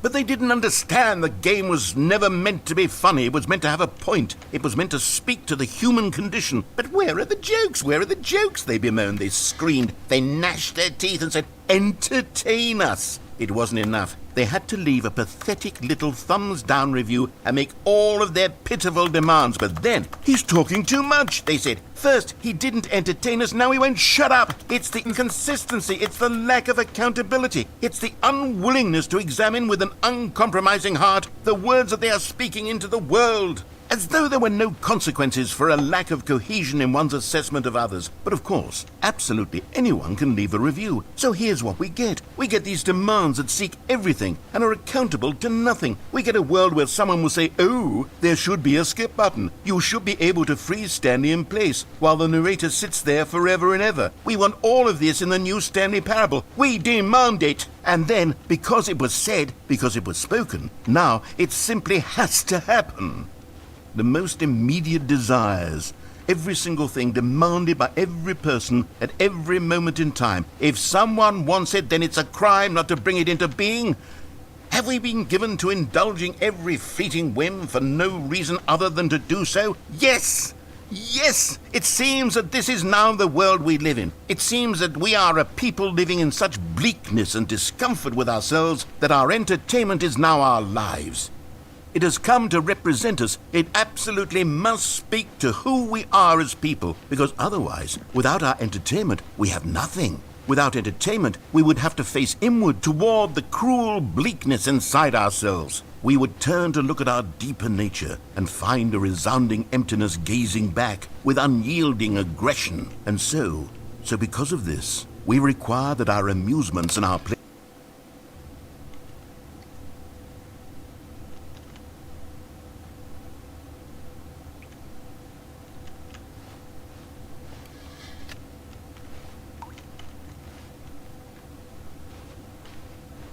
I feel so bad right now.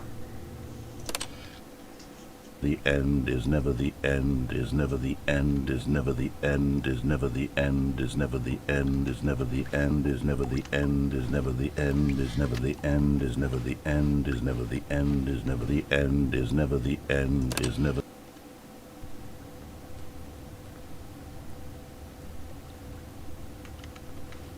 I don't like this anymore. Not the game, just specifically this.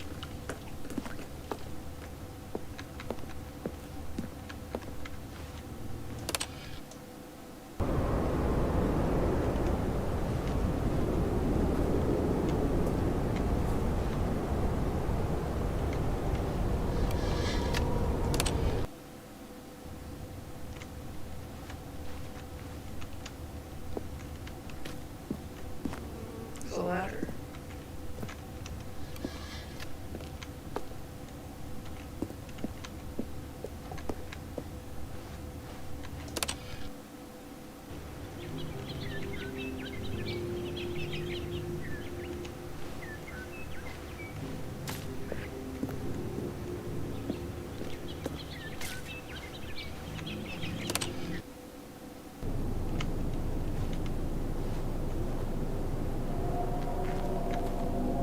I don't like this.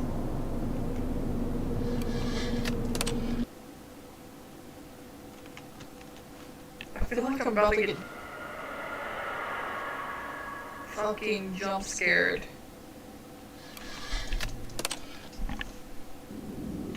Oh, I'm sideways. Holy shit.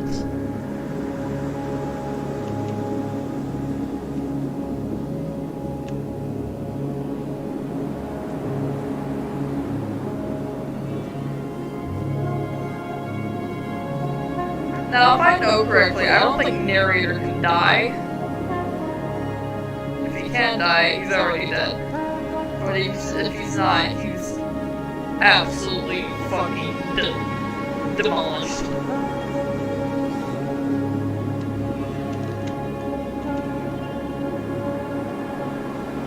how the fuck is Stanley not dead? Is his body just cryoed?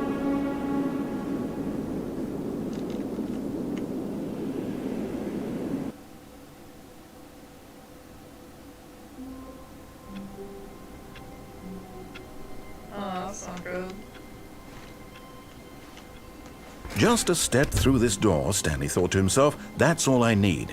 If I can make it through this door, I can make it through them all.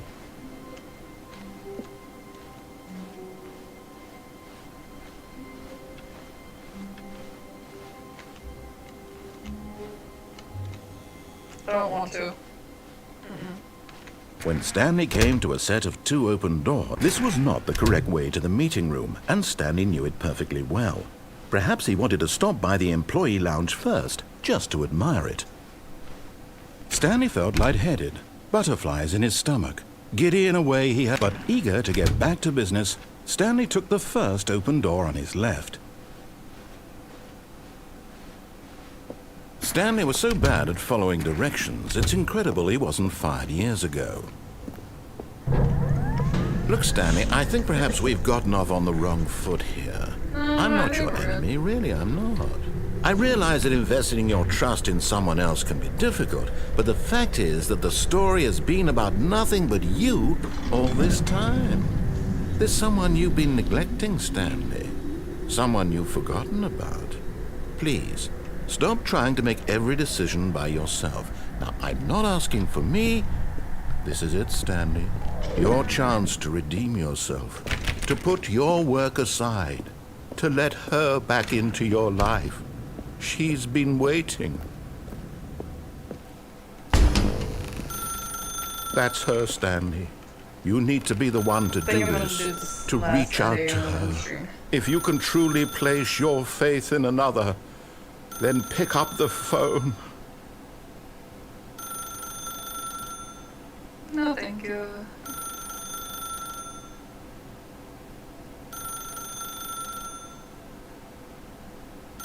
I want a divorce.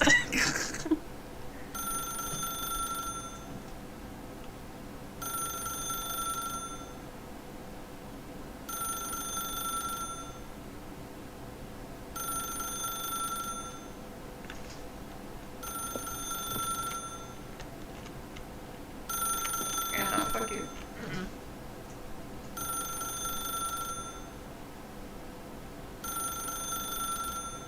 You're not letting me lose this room until I answer the fucking phone, are you?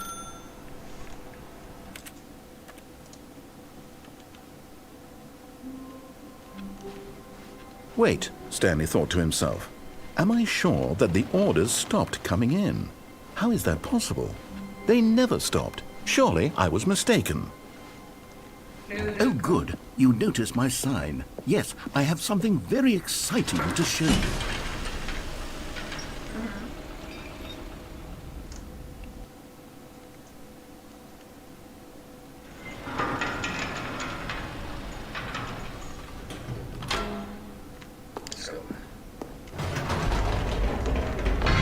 You see, Stanley, I've been reflecting on the Stanley Parable and about how roundly disappointing this ultra-deluxe version has turned out to be.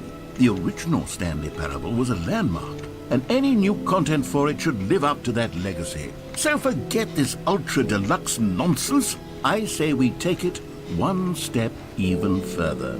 Which is why I'm very proud to announce for the first time ever, the Stanley Parable 2.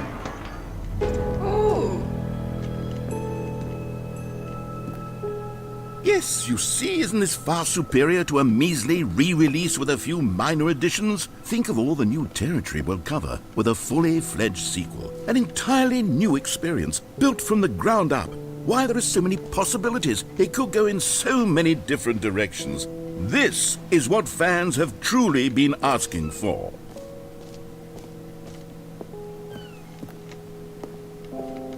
Calling it the Stanley Parable 2 is just so much catchier than Ultra Deluxe, don't you think? Ultra Deluxe? What does it even mean? But the Stanley Parable 2, now that's an artistic statement right there. It's future-oriented. It screams progress and innovation and long-term franchising potential. Now, to be clear, I haven't quite nailed down what exactly the Stanley Parable 2 is going to be, but let's take a look at some of the features I've been developing for it. I figure that if I can loosely organize a handful of interesting concepts, that surely the game will sort of naturally spring up around them. It'll all work itself out. Game development is much more of a fuzzy magic than anything scientific or... Here we are. Go on, try out some of the new features.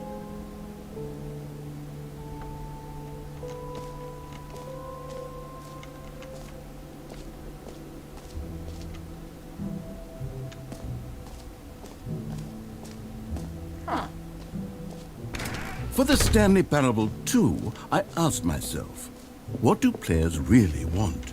And of course, the first and most obvious answer is that they want to be individually recognized and validated as people.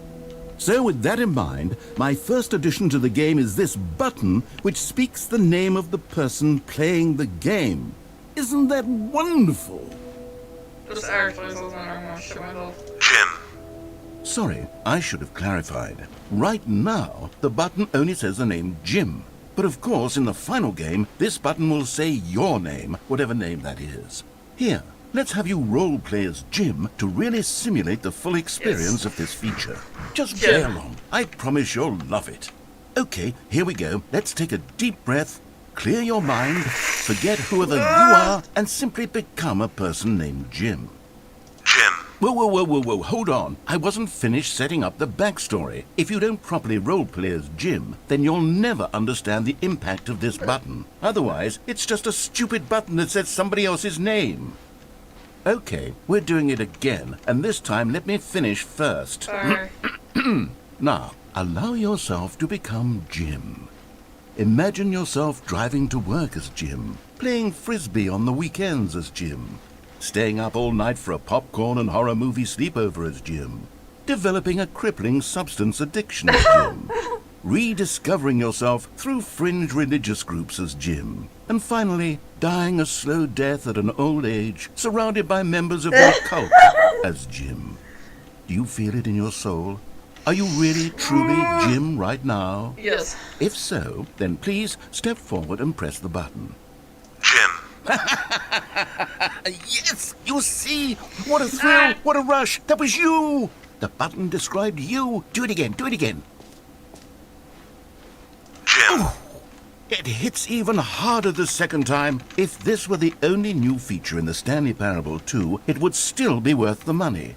Let's take a break from the Jim button. I'm too emotionally drained from all of this personal validation.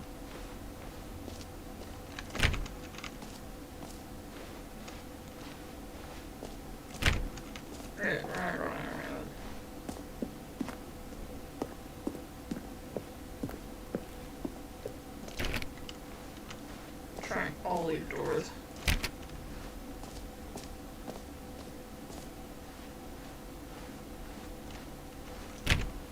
Okay. So that's a no-go. I suppose I could allow only people named Jim to play the Stanley Parable 2. That would actually save me the work of finishing this feature. Okay, wait.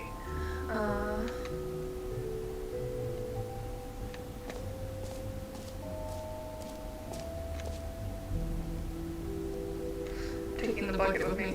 I want the bucket. I want a bucket. A common complaint of the Stanley Parable was that it was confusing and paradoxical, that it engendered a chaotic sense of reckless despair in those who played it.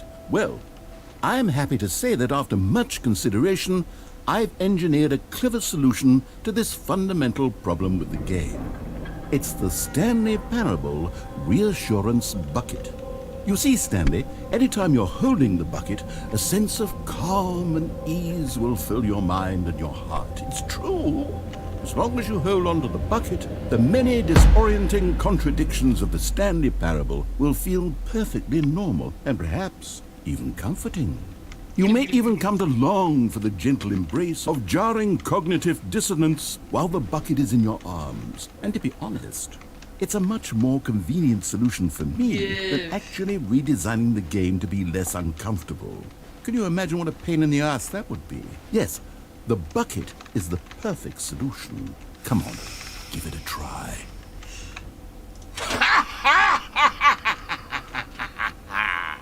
Can you feel it?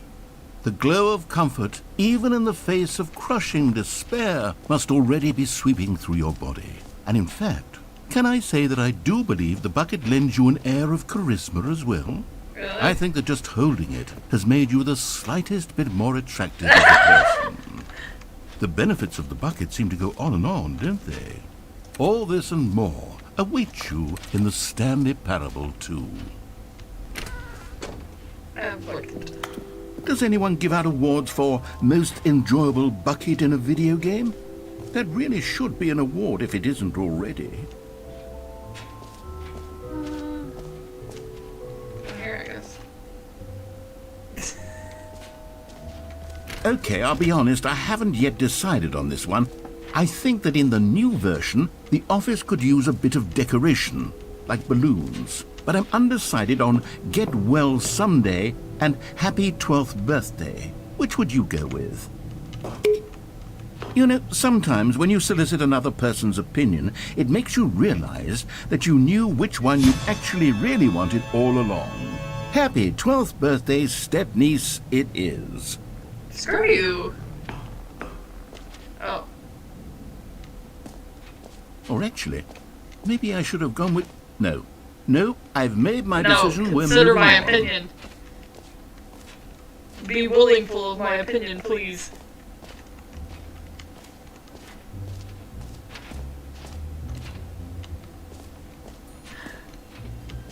No. You know what? Let's bring the jump circle back for Stanley Parable 2 as well. It's...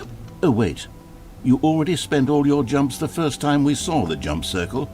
Oh well.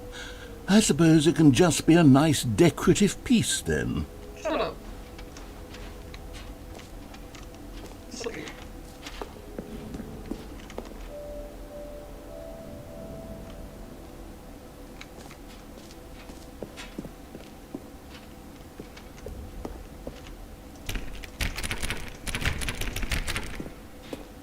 That's not open for me then.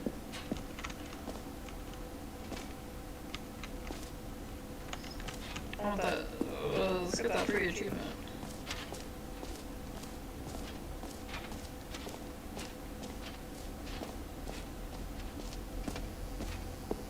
Now, here's something special. You remember that broken test achievement that got left in the game on accident? Well, I'm developing a technology to simply give you the achievement. Yes. You see, okay, perhaps I should have clarified. This is technology that will exist. Right now, the achievement is still fully broken. I'm not a wizard, Stanley, but I guarantee it will be fixed in the sequel to at last satisfy the hordes of ravenous fans all over the world who have been uproariously demanding this feature. Gamers, we hear you, and I promise it will happen.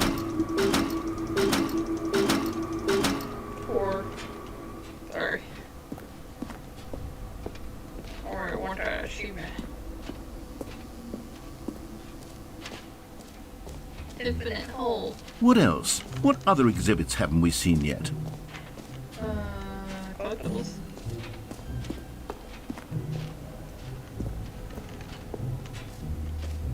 Oh, what the fuck is this? Ah, collectibles.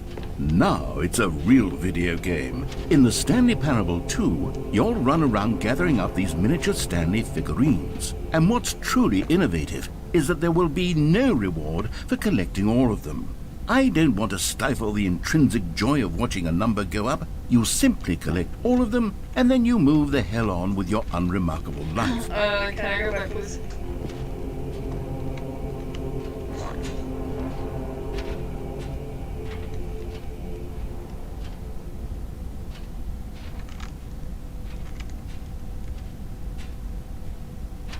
Is that a fucking Jesus Stanley collectible? I'm starting to see now.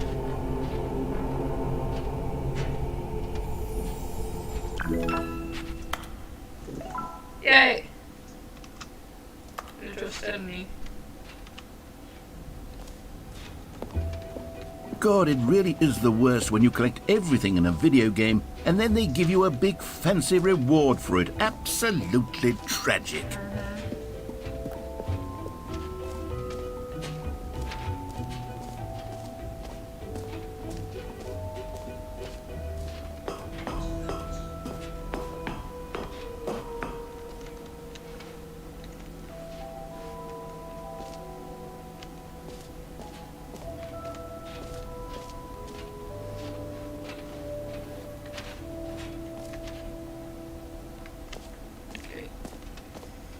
in a hole. Let's go.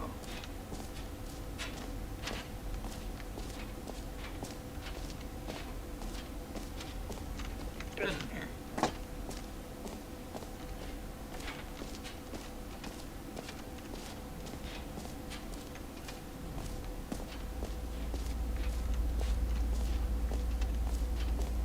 Stanley, here's an idea that I'm truly fond of. It's never been done before in a video game. This is in fact a hole that you can fall down forever. That's right. Infinite falling. You can fall until the end of time if you like. A stunning leap forward for video games as a medium. Alright.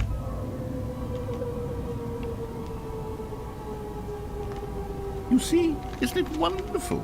One of my more ingenious concoctions, if I do say so. Now then, since you've gotten to see the infinite hole, you can press the teleport button to pop back up to the top, and we can continue onward.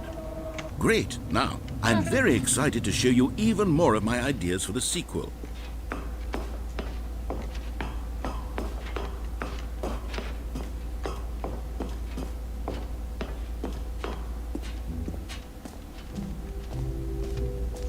Okay, let's see what else we got. I think we saw everything. Jump on. Yep, I think we did it.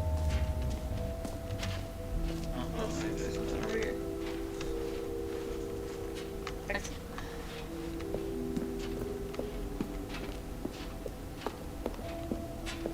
All right, have you seen everything you wanted to? Ready to move on now? Yes.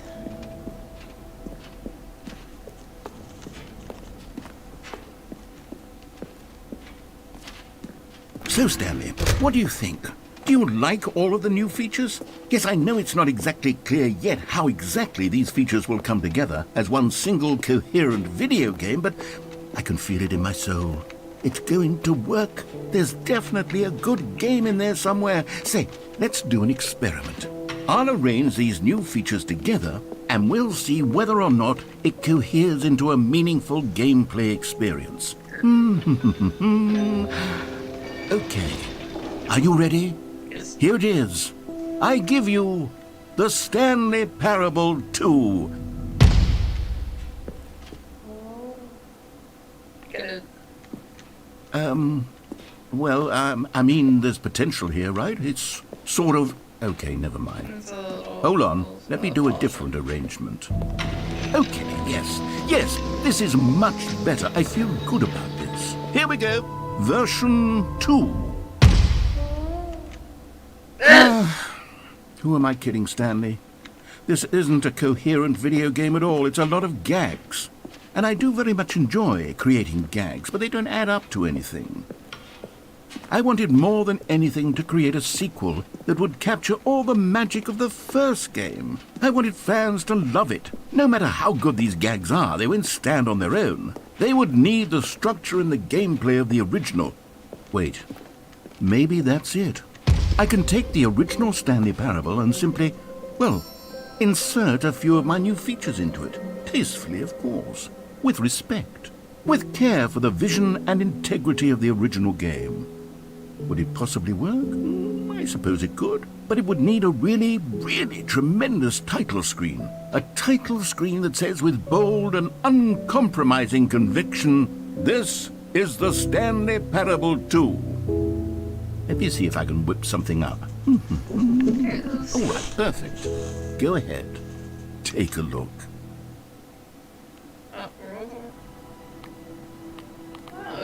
Okay.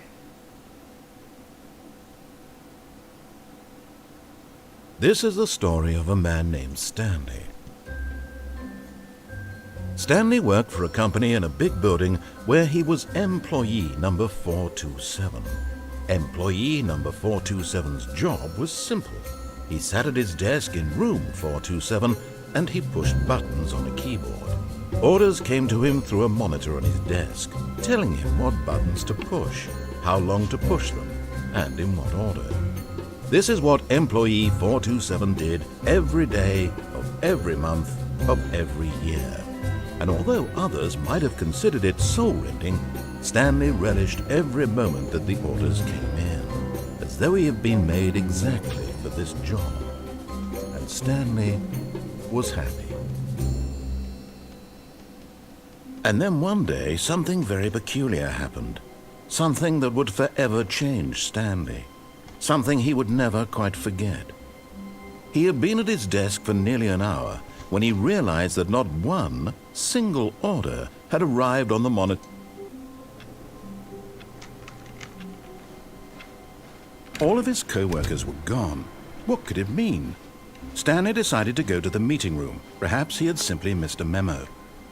Stanley picked up the bucket.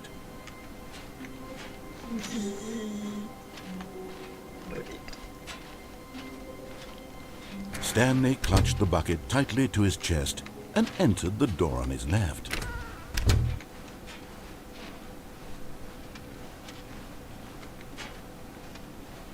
Still no one was here. Stanley needed the bucket's warmth and comfort now more than ever.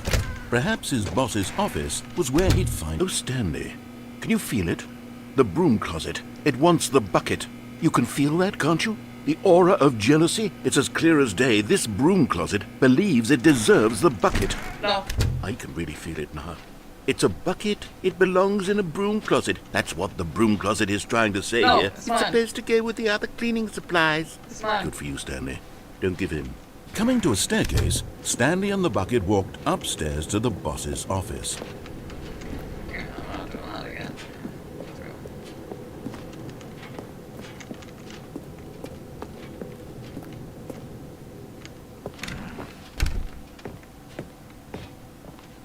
Stepping into his manager's office, Stanley was once again stunned to discover not an indication of any human life.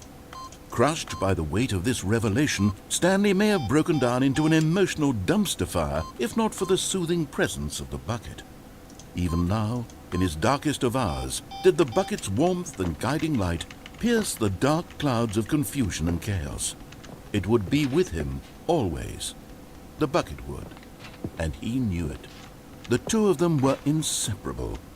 At this point, Stanley was so absorbed in the tender spiritual connection he shared with the bucket that he didn't notice the keypad behind the boss's desk.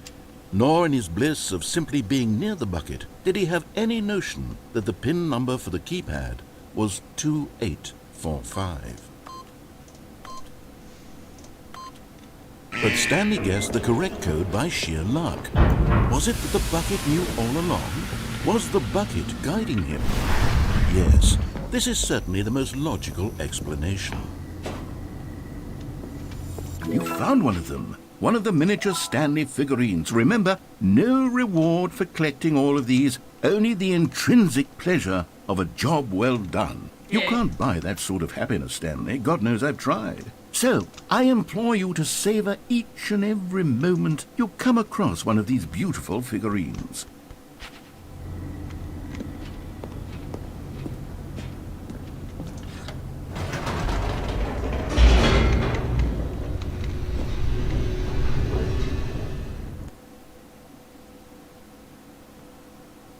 The elevator raced downward, plummeting towards an unknown fate.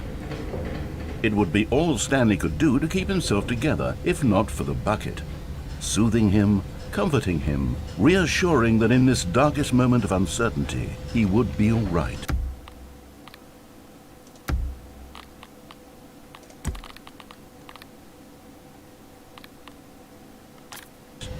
The bucket is here for you, Stanley. Everything will be fine. Stanley and the bucket walked straight ahead through the large door that read, Mind Control Facility.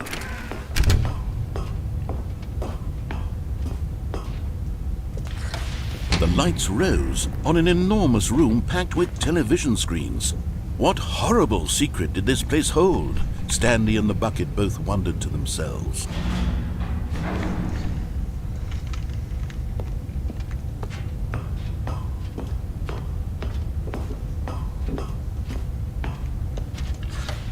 The monitors jumped to life, and Stanley nearly dropped the bucket in shock.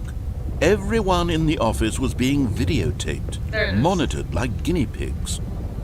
The bucket had never seen anything like this, and it very nearly burst into tears as Stanley cradled it gently, reassuring it that everything would be fine. I must protect the bucket at all costs. Was the bucket under the mind control facility's influence as well? Had the bucket been told to do things it didn't wish to do? What kinds of things does a bucket want to do or not want to do in the first place? These questions raced furiously in Stanley's feeble mind. No! He screamed into the bucket. He couldn't accept it. His own life in someone else's control, never! He squeezed the bucket tighter. His one friend in the entire world. At this point, he could trust no one except for the bucket. But here was the proof. The heart of the operation. Controls labeled with emotions, happy or sad or content. Walking, eating, working, all of it monitored and commanded from this very place. And as the cold reality of his past began to sink in, Stanley decided that this machinery would never again exert its terror. But at the last second, the bucket jumped in and pressed the button to turn on the controls. Stanley gasped in horror. Had this been the bucket's plan all along? To take over the machine and claim the power for itself? How could the bucket have betrayed him like this? Stanley was prepared to throw the bucket away in disgust when suddenly an image appeared upon the enormous screen. Birds. Silly, silly birds. The control buttons became active again. Bird. Bird. Bird. Bird. Bird. Stanley flipped through one video of silly birds after another, and then it dawned on him. This wasn't a mind control facility at all. It was a facility for monitoring and surveilling silly birds all over the world. The mind controls were only a facade to disguise its true intentions. Had the bucket known this all along? Stanley marveled at the metal genius in his hands, the one who had pointed him towards this incredible discovery. Stanley and the bucket never found freedom because they spent the rest of their lives here in this place, flipping through live streams of the silliest birds imaginable. Of all the possible paths his life could have taken, this one was surely the best. And Stanley was happy.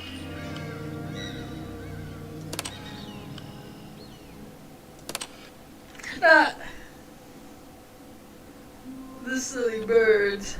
Okay, I think that's enough for this stream. It's been fun. Very fun. A lot of stuff to do. But yeah, it's been fun. I will see you next time, whenever next time is. I'm not good with